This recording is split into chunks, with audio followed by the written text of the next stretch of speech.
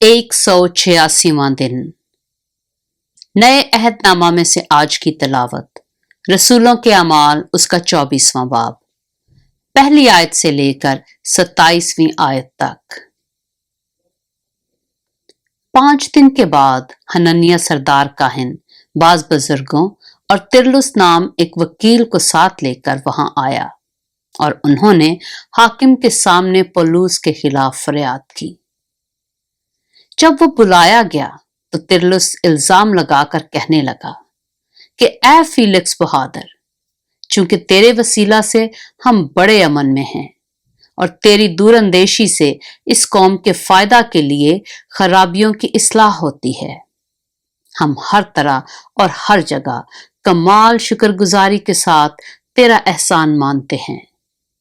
मगर इसलिए कि तुझे ज्यादा तकलीफ ना दूं, मैं तेरी मिन्नत करता हूं कि तू मेहरबानी से हमारी 2-1 बातें सुन ले, क्योंकि हमने इस शख्स को मुफसिद और दुनिया के सब यहूदियों में फितना अंगेज और नासरियों के बिद्दती फिरका का सरगरो पाया।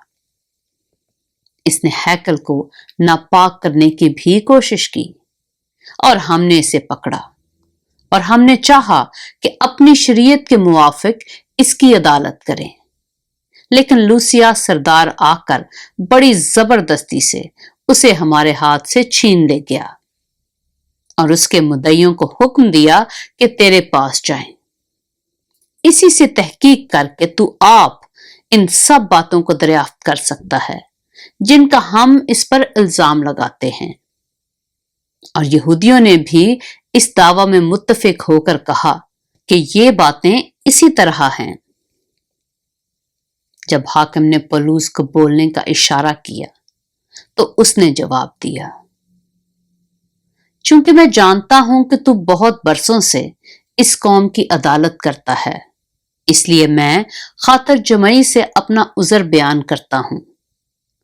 तू दरियाफ्त कर सकता है कि 12 दिन से ज्यादा नहीं हुए कि मैं यरूशलेम में इबादत करने गया था और उन्होंने मुझे ना हैकल में किसी के साथ बहस करते, ना लोगों में फसाद उठाते पाया, ना इबादत खानों में, ना शहर में, और ना वो इन बातों को जिनका मुझ पर अब इल्जाम लगाते हैं तेरे सामने साबित कर सकते हैं। लेकिन तेरे सामने ये इकरार करता हूं कि जिस तरीक को वो बिद्दत कहते हैं उसी के मुताबिक मैं अपने बाप दादा के खुदा की इबादत करता हूं। कुछ तौरेत और नबियों के सहीफों में लिखा है, सब पर मेरा ईमान है और खुदा से उसी बात की उम्मीद रखता हूं जिसके वो खुद भी मुंतजिर हैं कि रास्तबाजों और नारास्तों दोनों की क़यामत होगी। इसीलिए मैं खुद भी कोशिश में रहता हूं कि खुदा और आदमियों के बाब में मेरा दिल मुझे कभी मलामत ना करे। बहुत बरसों के बाद मैं अपनी कौम को खैरात पहुंचाने और नजरें चढ़ाने आया था। उन्होंने बगैर हंगामा या बलवे के मुझे तहारत की हालत में ये काम करते हुए हैकल में पाया।